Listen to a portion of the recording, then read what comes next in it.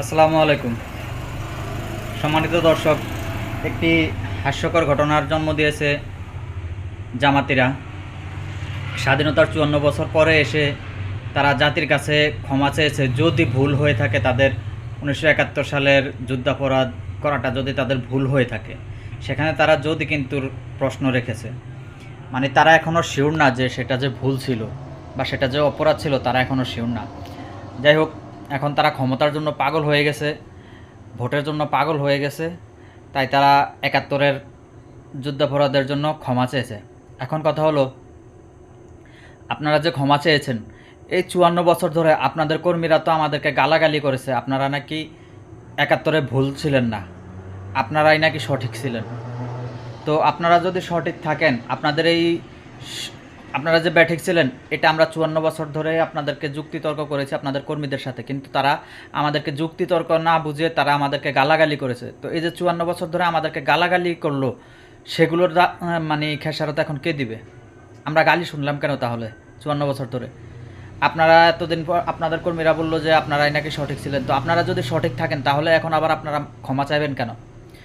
যারা সঠিক থাকে তারা তো ক্ষমা চাওয়ার কোনো যুক্তি আসে না।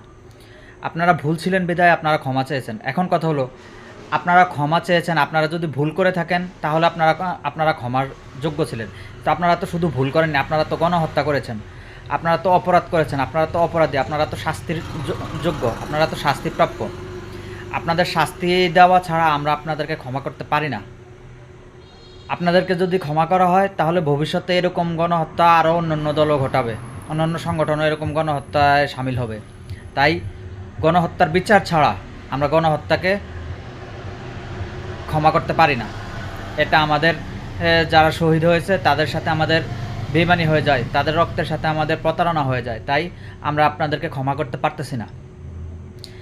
আমরা আপনাদের সংগঠন নিষিদ্ধ চাই, কারণ আপনারা ব্যক্তি হিসাবে অপরাধ করেননি, আপনারা সাংগঠনিকভাবে অপরাধ করেছেন। আপনারা পুরো সংগঠন জনগণের বিরুদ্ধে অবস্থান নিয়েছেন। আপনাদের সংগঠন থেকে পাকিস্তানি বাহিনীদেরকে বিভিন্ন ধরনের সাপোর্ট দেওয়া হয়েছে, বিভিন্ন ধরনের শক্তি সরবরাহ করা হয়েছে আপনাদের সংগঠন থেকে। তাই আপনারা ব্যক্তিগত কোনো দায় নেই আপনারা সাংগঠনিকভাবে দোষী সাব্যস্ত।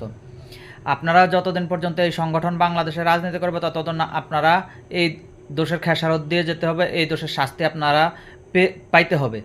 আর আপনারা যদি বলেন যে না, আমরা এই সংগঠন করব না, যে সংগঠন যুদ্ধাপরাধের দায়ে অভিযুক্ত, তাহলে আপনারা এই সংগঠন ক্লোজ করে দিন, এই সংগঠন সম্পূর্ণ বন্ধ করে দিন, এই সংগঠন বাংলাদেশে নিষিদ্ধ করা হোক।